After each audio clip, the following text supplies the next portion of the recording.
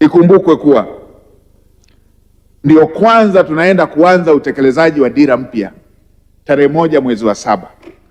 Ndio kwanza tunaenda kuanza utekelezaji wa ilani ya uchaguzi ya CCM ya mwaka 2025 tarehe 1 mwezi wa 7. Ndio kwanza tunaenda kuanza kutekeleza bajeti ya kwanza baada ya uchaguzi tarehe 1 mwezi wa 7. Hivyo basi ni wajibu wa kila mmoja kujielekeza katika kuwawezesha wananchi kupata manufaa ya mipango hiyo na dira hiyo ya serikali. Uchaguzi umepita, tumemaliza uchaguzi.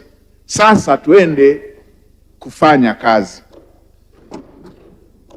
Hali hiyo itawezesha Watanzania kunufaika na mipango mizuri ambayo Mheshimiwa Waziri wa Mipango alisoma na dira aliyoisoma na bajeti hii nzuri ambayo Mheshimiwa Waziri wa Fedha ametoka kuisoma na bunge lako tukufu limetoka kuipitisha. Hali hiyo itawezekana tu kama hatutakuwa na migogoro inayochelewesha utekelezaji wa mipango hiyo na ilani ya uchaguzi. Mheshimiwa Spika, katika usimamizi wa shughuli hizo kwenye mamlaka za serikali za mitaa, kila mwaka tulikuwa tunaingia gharama za uchaguzi wa viongozi na watendaji viongozi na watendaji wanaingia katika michakato ya uchaguzi kwenye serikali zetu za mitaa. Mazingira haya yalikuwa yanachochea migongano na kuondoa utulivu katika mamlaka zetu za serikali za mitaa. Kama nilivyotoka kusema kule, tumemaliza uchaguzi, ndio kwanza bajeti ya kwanza tunataka kuanza kutekeleza, ndio tarehe 1 tunaanza kutekeleza dira na ndio tunaanza kutekeleza ilani ya uchaguzi. Napenda kulijulisha bunge lako tukufu, Mheshimiwa Spika, katika mkutano ujao serikali itawasilisha mapendekezo ya marekebisho ya sheria kuhusu nafasi ya naibu meya na makamu mwenyekiti wa halmashauri. Tutaondoa utaratibu wa kufanya uchaguzi kila mwaka,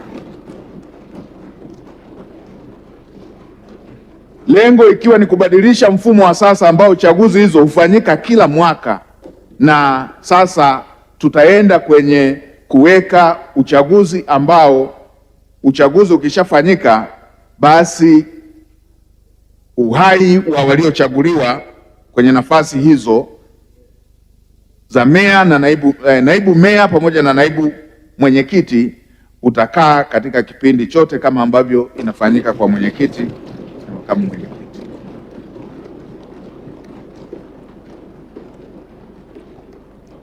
Sambamba na hao, tumemwambia pia mwanasheria mkuu wa serikali aangalie vipengele vitakavyosaidia kufanya halmashauri zetu zitulie na watu waelekeze akili zao kwenye utendaji kazi na kutatua migogoro, kero za wananchi na kuwatafutia wananchi maendeleo.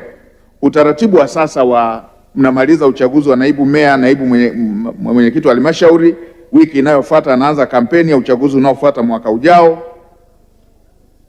Ilani haijaanza kutekelezwa, meya ama mkurugenzi wako bize kutafuta mbunge mbadala, hata ilani haijaanza kutekelezwa. Tumemwambia mwanasheria mkuu wa serikali aangalie vipengele ili watu wajikite kufanya kazi. Mheshimiwa Spika, nayasema haya kwa sababu katika ziara chache nimekuta katika baadhi ya maeneo hata mbunge aje hapa, mkurugenzi na meya ama mwenyekiti wa halmashauri wako bize kutafuta mbunge mwingine.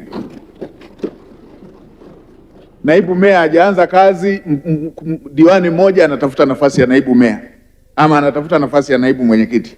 Haya mambo sio yanayowafurahisha wananchi. Wananchi wanataka kazi, wanataka miradi ya maendeleo, wanataka maendeleo katika maeneo yao. Mambo ya safu, mambo ya kuwaza madaraka ni mambo ya ubinafsi.